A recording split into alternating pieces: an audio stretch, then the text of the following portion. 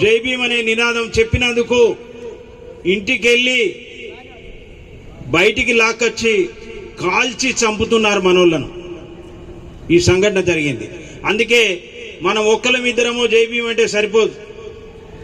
మనం అందరం ఉన్నాం దేశంలో అని బహుజనులందరూ మేమంతా సంఘటితంగా ఉన్నామని చెప్పి గట్టిగా జై భీమ్ అని చెబితే వాళ్ళ గుండెలు అదరాలే.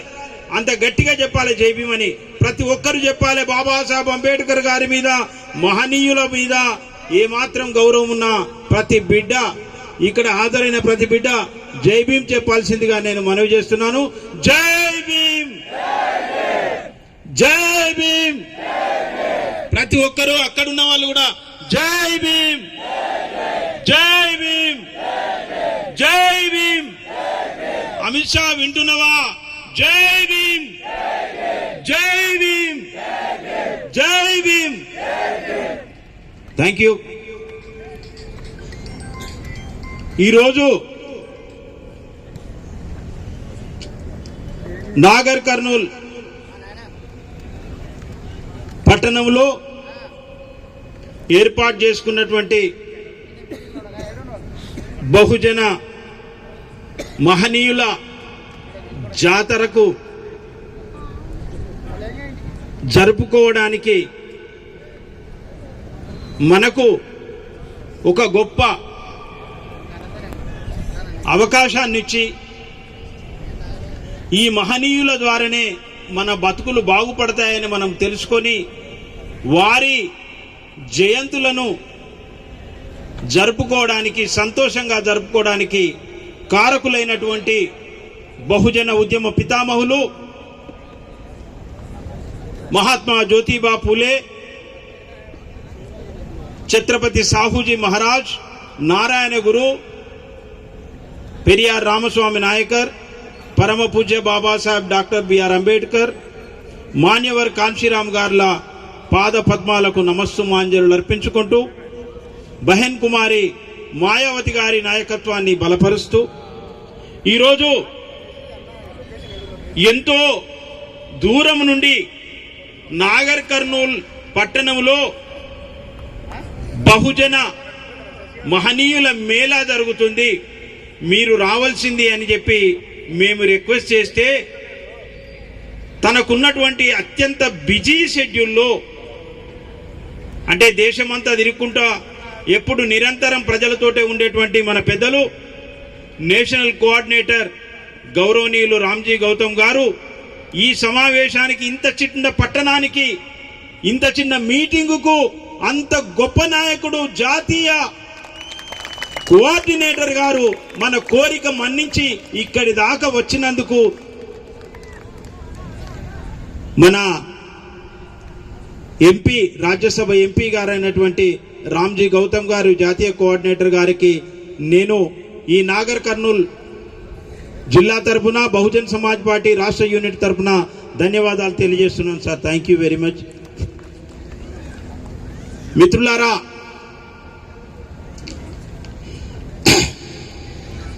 మీ అందరికీ నాగర్ కర్నూల్ జిల్లా,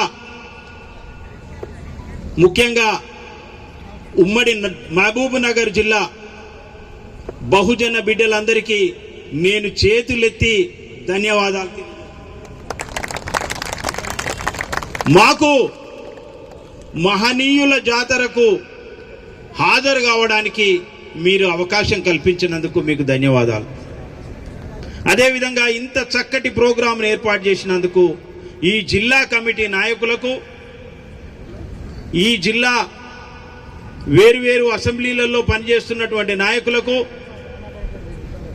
మండల నాయకులకు, సెక్టార్ నాయకులకు, బూత్ కమిటీ నాయకులందరికీ కూడా నేను అభినందనలు తెలియజేస్తున్నాను. ఈరోజు ఈ సమావేశానికి నాతో పాటు హాజరైనటువంటి సెంట్రల్ స్టేట్ కోఆర్డినేటర్లు నిషాని రామచంద్రం అడ్వకేట్ గారికి, అదేవిధంగా మరో సెంట్రల్ స్టేట్ కోఆర్డినేటర్ డాగిల్ల దయానందరావు గారికి, ఈ వేదిక మీద నాతో పాటు రాష్ట్ర కమిటీలో ఉండి తెలంగాణ బహుజన ఉద్యమాలను నడుపుతున్నటువంటి బహుజన సమాజ్ పార్టీని తెలంగాణ రాష్ట్రంలో అధికారంలోకి తీసుకురావడం కోసం తమ విలువైన సమయాన్ని, జ్ఞానాన్ని, ధనాన్ని ఇచ్చి అన్ని రకాలుగా బహుజనులను బానిసత్వం విముక్తి చేయడం కోసం పరితపిస్తూ పనిచేస్తున్నటువంటి నా సహచరులు, రాష్ట్ర ప్రధాన కార్యదర్శులకు, రాష్ట్ర జనరల్ సెక్రటరీలకు, ఈసీ మెంబర్లకు ప్రతి ఒక్కరికి పేరు పేరున జై భీములు తెలియజేస్తున్నాను. ఇకపోతే మిత్రులారా, బహుజన మహనీయుల మేళ జరుగుతుంది.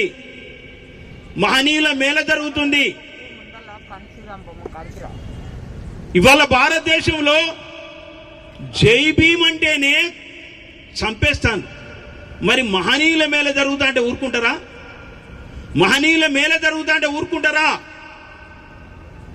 ఊరుకోరు వాళ్ళు. ఎందుకంటే ఇప్పుడు వాళ్లకు భయం పట్టుకున్నది. ఈ మహనీయుల తత్వానికి, ఈ మహనీయుల సిద్ధాంతానికి ఉన్నటువంటి పవర్ ఉత్తర భారతదేశంలో ఉన్నటువంటి బహుజనులు తెలుసుకున్నారు. వాళ్ళు ఇలాంటి మేళాలు కాదు, జై భీమ్ అని మాట అంటేనే ఉలిక్కి పడతారు పాలక వర్గం. అయితే ఇక్కడ దక్షిణ భారతదేశంలో, ప్రత్యేకించి తెలుగు రాష్ట్రాలలో బహుజనులు ఈ మహనీయులకు ఉన్నటువంటి వాళ్ళ తత్వానికి, వాళ్ళ సిద్ధాంతానికి ఉన్నటువంటి ప్రత్యేకతను ఇంకా పూర్తిగా తెలుసుకోలేదని చెప్పి ఇక్కడ ఉన్నటువంటి పాలక వర్గాలు చాలా నిమ్మలంగా ఉన్నారు, ప్రశాంతంగా ఉన్నారు. కానీ ఇలాంటి సభలు జరిగి మనము మహనీయులం తెలుసుకున్నాం, వాళ్ళ మార్గం తెలుసుకున్నాం అనే విషయం వాళ్ళకి తెలిసిందనుకోండి, ఇక వాళ్ళు నిద్రపోరు. బహుజన సమాజం, బీసీలు, ఎస్సీలు, ఎస్టీలు, మత మైనారిటీలు ఎవరైతే వేలాది సంవత్సరాలుగా కనీస మానవ హక్కులకు నోచుకోకుండా బానిసగా బతికినటువంటి ఈ ప్రజలు ఉన్నారో, వీళ్లకు హక్కులిచ్చినటువంటి మహానుభావుల గురించి ఈ ప్రజలకు తెలిసిన నాడు, ఈ ప్రజలందరికీ తెలిసిన నాడు, ఈ వీళ్ళ కోసం వాళ్ళ సమస్తాన్ని దారబోసినటువంటి మహనీయుల గురించి ఈ ప్రజలకు పూర్తిగా తెలిసిన నాడు ఇక్కడ తెలంగాణ రాష్ట్రంలో కాదు, ఉమ్మడి ఆంధ్రప్రదేశ్ రాష్ట్రంలో, దక్షిణ భారతదేశంలో మొత్తంగా ఇప్పుడున్నటువంటి అగ్రవర్ణ సంపన్న రాజకీయ పార్టీలన్నీ తుడిచిపెట్టుకుపోతాయి. బహుజనులకే రాజ్యాధికారం వస్తుంది. ఈ మహనీయుల మార్గం తెలుసుకున్న నాడు ఇప్పటి వరకు మనము ఇన్ని రకాల బాధలు అనుభవిస్తున్నామంటే, ఇన్ని రకాల కష్టాలు అనుభవిస్తున్నామంటే దీనికంతటికి కారకులు అగ్రకుల సంపన్న పార్టీల పరిపాలన. దీని వెనుకున్నటువంటి రహస్యాలు ఏంటిది అని ఈ బహుజన కులాలు తెలుసుకోవడం జరుగుతుంది. ఈ అన్నిటికీ కారణాలకు ప్రధానమైన విషయం ఏంటంటే మన మహనీయుల మార్గం మనకు అర్థం కాకపోవడం. ఈ బహుజన కులాలకు మహనీయుల మార్గం ఏంటిదో తెలియకపోవడం వల్ల మనం ఇప్పటి వరకు బానిసత్వంలో ఉన్నాం, రాజ్యాధికారానికి దూరంగా ఉన్నాం. మనము ఇప్పటి వరకు అన్ని రకాల బాధలను, కష్టాలను, అవమానాలను అనుభవించడానికి కారణం ఏంటిదంటే మనం రాజ్యాధికారానికి దూరంగా ఉండడం. మనం రాజ్యాధికారానికి దూరంగా ఉండడానికి కారణం ఏంటంటే ఇక్కడ ఏ మహనీయుల గురించి అయితే మనం ఈరోజు మేళా నిర్వహించుకుంటున్నామో ఆ మహనీయుల పోరాటాలు మనకు తెలియకపోవడం, ఆ మహనీయులు మన కొరకు ఏం చేసిందని తెలియకపోవడం వల్లనే మనం ఇవాళ రాజ్యాధికారానికి దూరంగా ఉన్నాం. ఖచ్చితంగా బహుజన కులాలు ఇప్పుడు ఆ మహనీయులను పూర్తిగా తెలుసుకోవడం స్టార్ట్ చేశారు. కాబట్టి ఇక్కడ వేలాది మంది ప్రజలు కేవలం ఇంత చిన్న పట్టణంలో వేలాది మంది ప్రజలు మహనీయుల మేళాకు హాజరైందంటే ఎంత గొప్ప పరిణామం. మహనీయుల గురించి అందరూ తెలుసుకుంటున్నందుకు ఒక్కసారి ఈ ప్రాంత ప్రజలకు ధన్యవాదాలు తెలియజేస్తూ చప్పట్లతోటి మనమందరం హర్షధ్వానాలు పలకాల్సిన అవసరం ఉన్నది. ఎస్, ఈ ప్రాంత బహుజనులు మహనీయుల మార్గాన్ని ఎంచుకున్నారు. రాజ్యాధికారం వైపు ప్రయాణం మొదలుపెట్టింది. ఇక వీళ్ళందరికీ అర్థమైపోతుంది అగ్రకుల సంపన్న రాజకీయ పార్టీల పనికి మాలిన ఎత్తుగడలు, పనికి రాని విన్యాసాలు, డ్రామాలు, గ్యారడీలు ఈ ప్రాంతంలో, తెలంగాణ ప్రాంతంలో ఉన్నటువంటి ప్రజలకు అర్థమైపోతాను. మొన్నటిదాకా టీఆర్ఎస్ పార్టీ, ఇప్పుడు బీఆర్ఎస్ పార్టీ 25 సంవత్సరాలు అయిపోయింది పుట్టి అని చెప్పి సెలబ్రేషన్ చేసుకుంటాను. అయ్యా కేసీఆర్ గారు, మీకు కొంచెమన్నా సిగ్గు శరం ఉంటే 25 సంవత్సరాల పేరు చెప్పుకొని పండుగ ఎట్లా చేసుకుంటున్నావు? నువ్వు ఏం చేసినావని పండుగ చేసుకుంటున్నావు? తెలంగాణ రాష్ట్రంలో అధికారానికి రాకముందు, తెలంగాణ ఉద్యమ సమయంలో మా బిడ్డలు, బహుజన బిడ్డలు 1200 మందిని వాళ్ళ ఉసురు పోసుకొని, వాళ్ళ చావులు తీసుకొని తెలంగాణ రాష్ట్రాన్ని మేము సాధించుకున్నాము అని చెప్పిన నువ్వు, తెలంగాణ రాష్ట్రం వచ్చినాక ఆ కుటుంబాలకు నువ్వేం చేయలేదు. ఆ కుటుంబాలకు కనీసం మినిమం నువ్వు చేస్తానన్న మాట చేయలేదు. అంతేకాదు ఉద్యమకారుల కోసం ఏం చేయలేదు. ఇంటికో ఉద్యోగం అని దుర్మార్గమైన ధోకా చేసినవి నువ్వు. ఇంటికో ఉద్యోగం అని మోసం చేసినావు తెలంగాణ యువతను. అది యువకులు గ్రహించారు. అందుకే తెలంగాణ రాష్ట్రంలో నిన్ను అధికారంలోకి రానియలేదు. అదేవిధంగా డబుల్ బెడ్రూమ్ ఇల్లు అన్నావు. అల్లుడును విడ్డైతే ఏడమంటారని సెటైర్లు వేసినావు. సిగ్గు శరమున్నదా? 9 సంవత్సరాలు పరిపాలించినా గాని నీకు డబుల్ బెడ్రూమ్లు ఇల్లు కట్టే చేతకాను నువ్వు. అసే నీళ్లు వాయే, నిధులు వాయే అని చెప్పుకుంటూ ముచ్చట్లు చెప్పుకుంటూ వచ్చి ప్రజలకు పెద్ద పెద్ద మాటలు చెప్పి నువ్వు ఎన్నో ప్రామిసులు చేసి ఒక్క ప్రామిస్ నెరవేర్చని నువ్వు 9 సంవత్సరాల కాలంలో కనీసం ఈ నిరుద్యోగులు, ఈ యువకుల త్యాగాల పునాదుల మీద ఏర్పడ్డటువంటి తెలంగాణ రాష్ట్రానికి నువ్వు ముఖ్యమంత్రి అయిన తర్వాత ఈ నిరుద్యోగుల కోసం కనీసం ఒక్క గ్రూప్ వన్ పరీక్షను నిర్వహించినటువంటి దుర్మార్గునివి కేసీఆర్ నువ్వు. కేసీఆర్ నువ్వు దుర్మార్గునివి. మా యువతకు ద్రోహం చేసినటువంటి దుర్మార్గుని. ఏం ముఖం పెట్టుకొని నువ్వు 25 సంవత్సరాలైందని ఏం పొడి చేసిందని నువ్వు ఇవాళ రజతోత్సవాలు జరుపుకుంటాను? సిగ్గనిపించలేదా నీకు? నీ ఎంట ఉన్నటువంటి నీ తాబేదారులకు ఎన్ని లక్షల కోట్ల రూపాయలు మా తెలంగాణ ప్రజల సొమ్మును నీ ఖాతాలలోకి మర్చుకొని ఇవాళ ఎన్ని రకాల కుంభకోణములో చిక్కుకొని పోయి సిగ్గనిపిస్తలేదా నువ్వు సభ జరుపుకోవడానికి? కేసీఆర్, మీ ఇంట్లో మొత్తం మీ రామారావు డ్రామారావు, మీ కూతురు కల్వకుంట్ల కవిత గారు అసలు మీకు డ్రామాలు ఆడడం తప్ప మీరు రాజకీయ పార్టీలు పెట్టే బదులు మీరు డ్రామా కంపెనీ పెట్టుకోండి. బెటర్. రాజకీయాలు నడపడం మీకు చేత కాదు, డ్రామా కంపెనీ పెట్టుకోండి.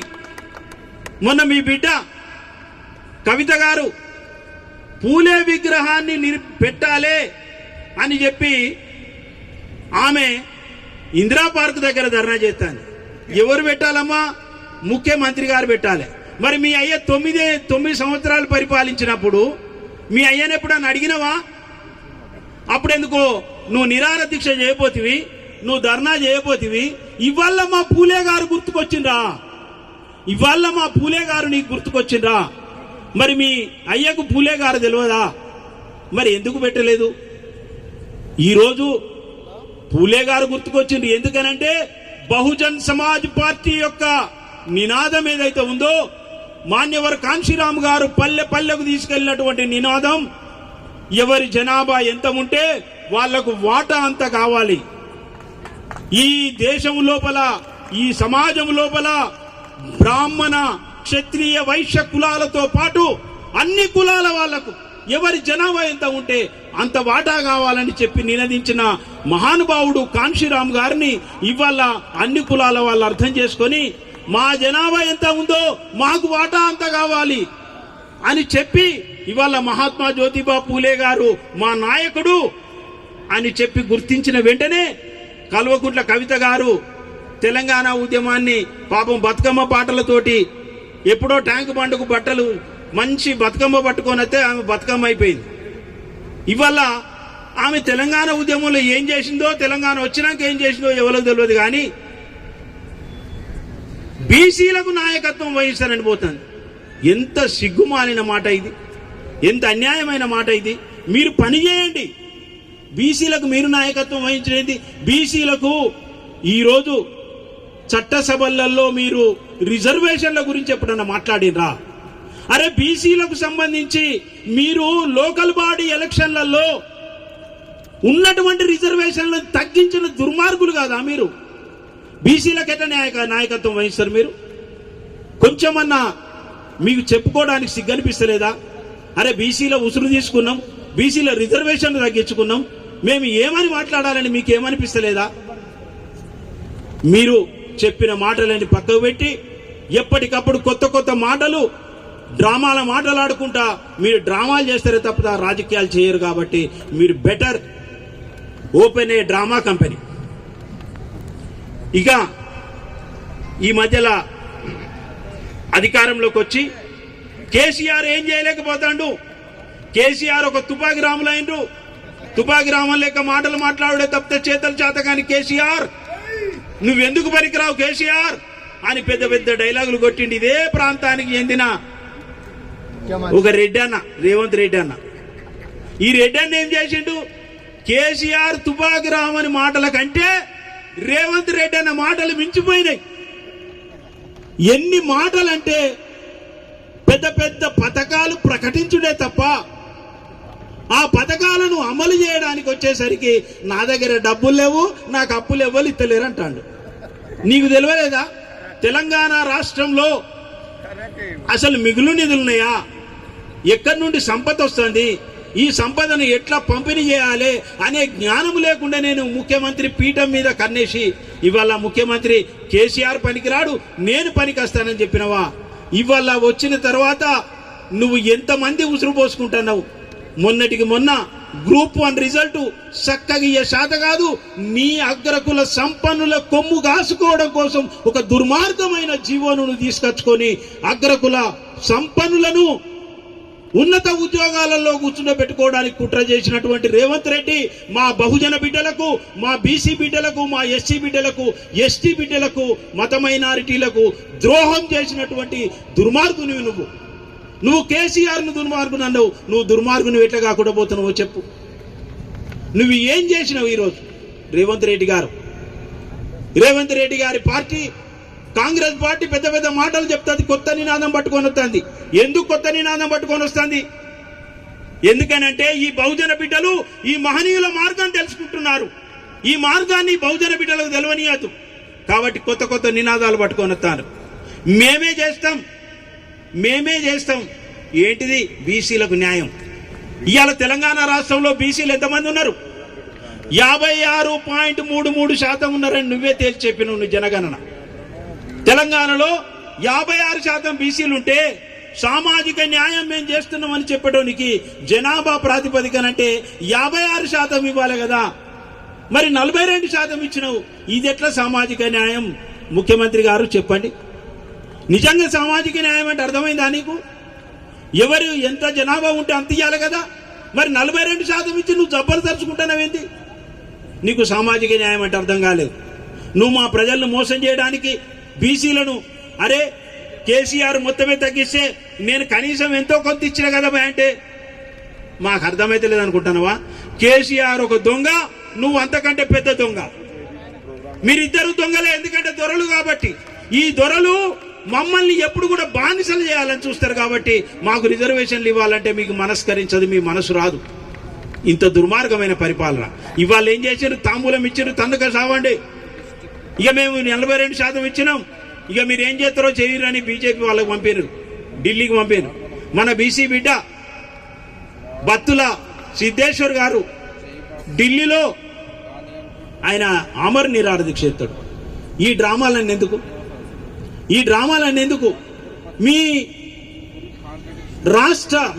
మీ జాతీయంలో పెద్ద నాయకుడు రాహుల్ గాంధీ గారు పోయి ఆయనతోటి నిరాహార దీక్ష కూర్చుంటే కాపోయిందా? నిజంగా మీకు బీసీల మీద ప్రేమ ఉండి బిల్లు ఇచ్చిండు కదా. నేనేమంటున్నానంటే మీ రాహుల్ గాంధీ మీ సోనియా గాంధీ అక్కడ వెళ్ళి జంతర్ మంతర్ దగ్గర మా బీసీ బిడ్డ చావుకు తెగించి నిరాహార దీక్ష చేస్తుంటే మీ రాహుల్ గాంధీ ఎందుకు బత్తుల సిద్ధేశ్వర్ పక్కన కూర్చుండి నిరాహార దీక్ష చేయలేదు? మీకు చిత్తశుద్ధి ఉన్నదేమో కదా. మీరు ఎంత దుర్మార్గులంటే ముస్లింల ఓట్ల కోసం, ఎస్సీల ఓట్ల కోసం, ఎస్టీల ఓట్ల కోసం, బీసీల ఓట్ల కోసం మీరు డ్రామాలు ఆడతారు కాంగ్రెస్ వాళ్ళు. అరే వక్ఫ్ బిల్లు చర్చ జరుగుతా అంటే మీ రాహుల్ గాంధీ ఎందుకు మౌనంగా ఉన్నాడయా? అది ఉండదు. ఈ మధ్యలో నినాదం తీసుకున్నారు, ఏంటిది? బాపు జై బాపు, జై బాపు, జై భీమ్, జై సంవిధాన్ అంటే ఏంటిది? ఇది ఎవరిని ఉద్దేశించి? మీ బాపు మోహన్ దాస్ కరమ్చంద్ గాంధీ ఎవరి కోసం పనిచేసిండు? మోహన్ దాస్ కరమ్చంద్ గాంధీ రౌండ్ టేబుల్ కాన్ఫరెన్స్లలో బీసీలకు రిజర్వేషన్లు రాకుండా అడ్డుకున్నటువంటి వ్యక్తి 1932లో. మీ మోహన్ దాస్ కరమ్చంద్ గాంధీ బాబు ఎన్నడూ కూడా ఎవ్వరికి వ్యతిరేకంగా నిరాహార దీక్ష చేయలే. కేవలం దళితులకు, అంటరాని వాళ్ళ రిజర్వేషన్లకు వ్యతిరేకంగా ఎర్రవాడ సెంట్రల్ జైల్లో నిరాహార దీక్ష చేసి మా నోటికాడి బుక్క లాక్కున్నటువంటి వ్యక్తిని మేము ఇలా జై బాపు అని మేము పొగడగలమా? చరిత్ర మీరు వక్రీకరించి చెప్పవచ్చు, కానీ రాబోయే ముందు తరాలైనా కానీ ఖచ్చితంగా మీ బాపు నినాదం వెనుకున్నటువంటి మర్మమేందో చెప్తారు.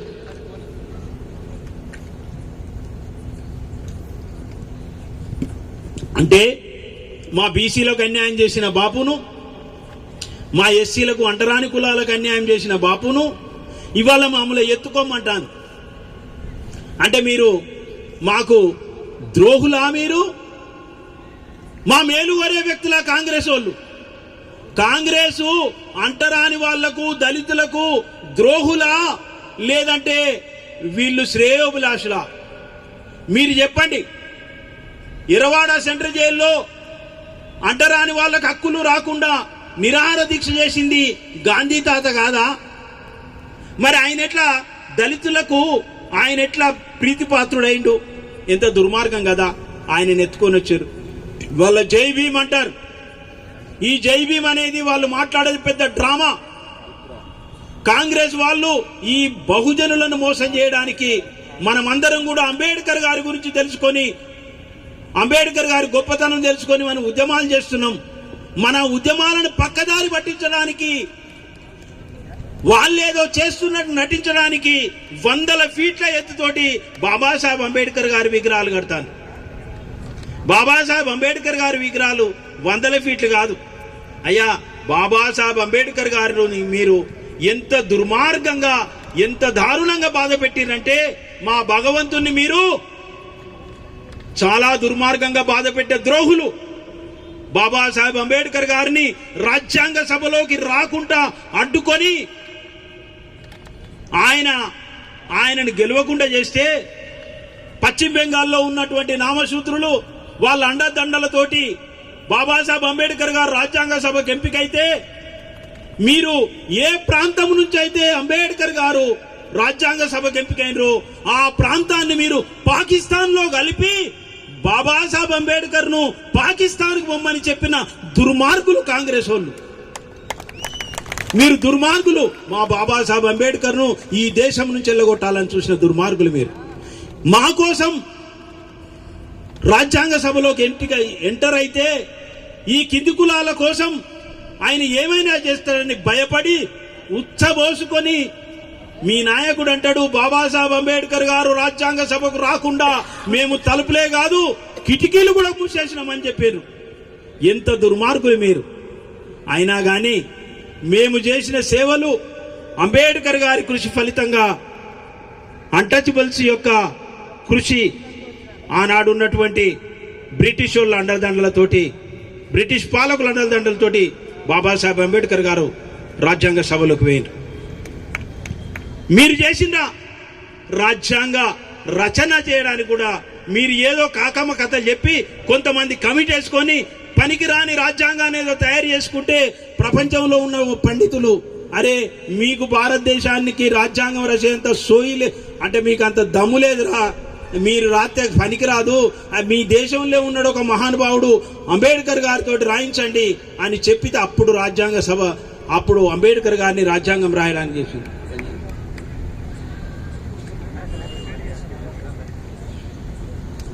అలాంటి పరిస్థితులలో అంబేద్కర్ గారి రాజ్యాంగం రాసిన తర్వాత మరి అంబేద్కర్ గారిని పార్లమెంటుకు ఎన్నికలైనప్పుడు మీరు గెలవనిచ్చినా? మీ కుట్రలతో అంబేద్కర్ గారిని గెలవనీయలేదు. మీ కుట్రలతో అంబేద్కర్ గారిని గెలవలేదు. పనికి మాలినోళ్లను పోటీకి పెట్టి మీరు డబ్బులు ఖర్చు చేసి రకరకాల డ్రామాలు వేసి అంబేద్కర్ గారిని ఓడించి అవమానపరిచినటువంటి వాళ్ళు మీరు కాంగ్రెస్ వాళ్ళు.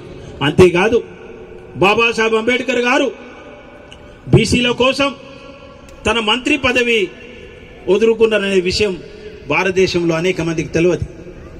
బాబాసాహెబ్ అంబేద్కర్ గారు మహిళల కోసం తన మంత్రి పదవి వదులుకుంటే కూడా కనీసం ఇది న్యాయమే కదా అని చెప్పి ఆలోచించలేనటువంటి కాంగ్రెస్ వాళ్ళు ఇవాళ ప్రజాస్వామ్యం గురించి మాట్లాడతారంటే సిగ్గనిపిస్తుంది.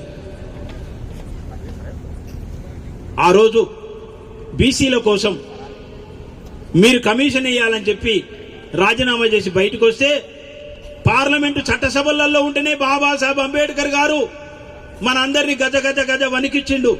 ఇప్పుడు ఆయన బయటికి పోయిండు, ప్రజల దగ్గర పోయిండు, మన పరిస్థితులు ఏమైతే అని బెంబేలెత్తిపోయి అప్పుడు బాబాసాహెబ్ అంబేద్కర్ గారు చెప్పినటువంటి కాకా కాలేల్కర్ కమిషన్ వేసి ఆ కమిషన్ తర్వాత అమలు చేయలే బీసీల కొరకు.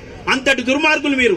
బీసీలకు రిజర్వేషన్ రాకుండా అడ్డుకున్నటువంటి కాంగ్రెస్ మండల్ కమిషన్ వేస్తే కూడా మండల్ కమిషన్ సిఫార్సులు అమలు చేయకుండా అడ్డుకున్నటువంటి కాంగ్రెస్ మండల్ కమిషన్ ఉద్యమం జరుగుతున్నటువంటి రోజులలో నీ నెహ్రూ కాకా కాలేల్కర్ కమిషన్ అడ్డుకున్నాడు.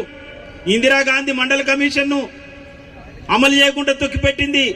రాజీవ్ గాంధీ అనేట ఆయనే మండల్ కమిషన్ ఉద్యమానికి వ్యతిరేకంగా మాట్లాడినటువంటి దుర్మార్గుడు మండల్ కమిషన్ బీసీల కొరకు రిజర్వేషన్ లేకుండా అడ్డుకున్నారు. ఈ కాంగ్రెస్, టిఆర్ఎస్, బీజేపీ ఇవన్నీ కూడా బహుజన ద్రోహుల పార్టీలు. వీళ్ళందరూ కూడా రిజర్వేషన్లకు వ్యతిరేకంగా ప్రజాస్వామ్యానికి వ్యతిరేకంగా పనిచేసినటువంటి వాళ్ళు.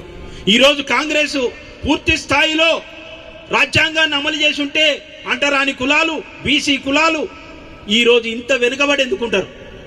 దుర్మార్గులు వాళ్ళు దాన్ని అమలు చేయలేదు. ఇకపోతే బీజేపీ అయితే పక్కా దుర్మార్గం ఏంటిదంటే ప్రజాస్వామిక విధానాలు మాకు నచ్చవు, అప్రజాస్వామికమే మా విధానం. ప్రజాస్వామ్యం అంటే అందరికి ప్రాతినిధ్యం ఉండాలి కదా. మరి అందరికి ప్రాతినిధ్యం ఉన్నదా? మీ అందరికి తెలుసు. బీజేపీ వాళ్ళ పార్లమెంట్లో ఒక్కరికంటే ఒక్క ముస్లిం ఉండడు. వాళ్ళు ఉత్తరప్రదేశ్లో ఒక్కరికి కూడా ముస్లింలకు టికెట్ ఇయ్యరు. మరి ఏంటిది మరి ప్రజాస్వామ్యం అంటే? ఇవాళ ఎక్కడ దాడులు జరుగుతున్నాయి, అన్టచబుల్స్ మీద, ఎస్సీల మీద, అంటే దళితుల మీద దాడులు జరుగుతున్నాయి, కొట్టి చంపుతారు. మన మణిపూర్లో మన బిడ్డలను నగ్నంగా ఊరేగిస్తే అక్కడ అనేక మంది చచ్చిపోతే ఒక్కసారన్న ప్రధానమంత్రి నోరు విప్పి మాట్లాడిందా? దుర్మార్గమైనటువంటి ప్రధానమంత్రి ఇవాళ ఎక్కడన్నా ఎన్నికలున్నాయంటే ఆ ఎన్నికల ముందు ముస్లింలను అడ్డం పెట్టుకొని ఓట్లు దండుకోవడం కోసం, మతాన్ని అడ్డం పెట్టి ఓట్లు దండుకోవడం కోసం ఎక్కడో ఒక దగ్గర దాడులు చేయించడం అనేది అలవాటుగా మారిపోయింది. ఎవరు చేసినా దాని వెనకాల ఎవరున్నారో ప్రజలందరికీ అర్థమవుతాను.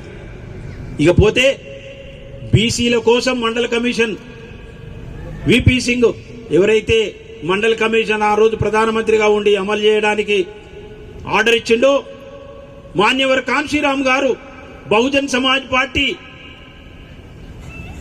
పెద్ద ఎత్తున ఉద్యమం చేస్తే విధి లేక విపి సింగ్ మండల్ కమిషన్ అమలు చేస్తామని ప్రకటిస్తే